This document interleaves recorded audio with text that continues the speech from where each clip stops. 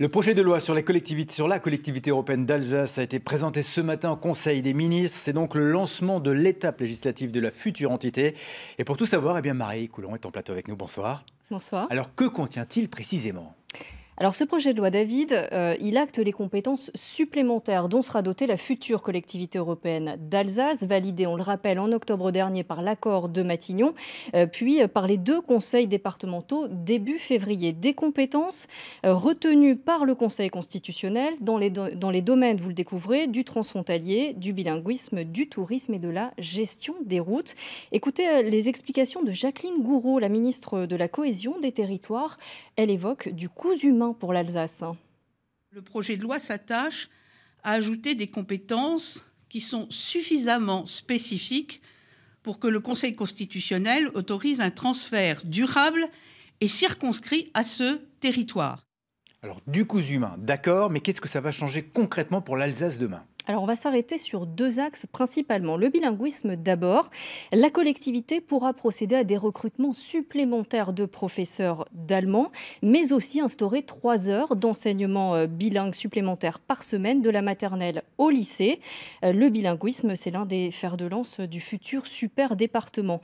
En matière de transport, maintenant, ce département, il aura la gestion du réseau routier national situé donc sur ces deux départements, le Haut-Rhin, le Bas-Rhin. Cela concerne notamment l'A35.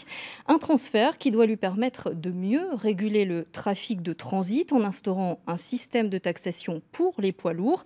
Sous quelle forme ? C'est la question. Pour l'instant, les élus se refusent à évoquer le retour de l'écotaxe. Ils préfèrent avancer une extension de la Maut, la taxe allemande. Alors, c'est un socle de compétences qui paraît tout de même allégé comparé à celui avancé par l'accord de Matignon. Oui, David, parce que certaines compétences évoquées dans l'accord ne relèvent pas de la loi. Elles feront l'objet de décrets qui seront pris ultérieurement.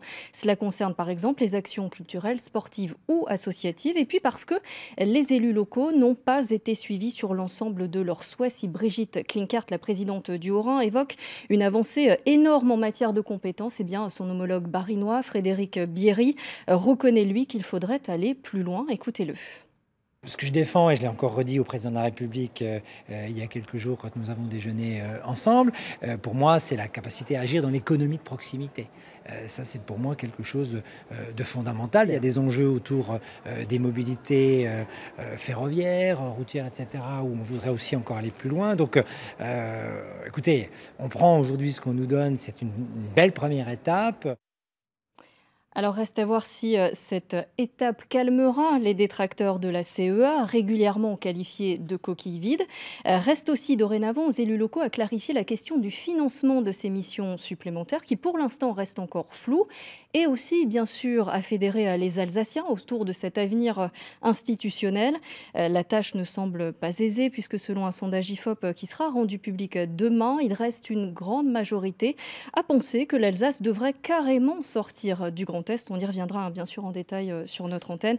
Vous le voyez David, le chemin semble encore long pour cette future collectivité qui sera officiellement lancée en 2021. Le projet de loi, lui, arrivera au Sénat en première lecture le 2 avril prochain. Merci Marie pour ces explications.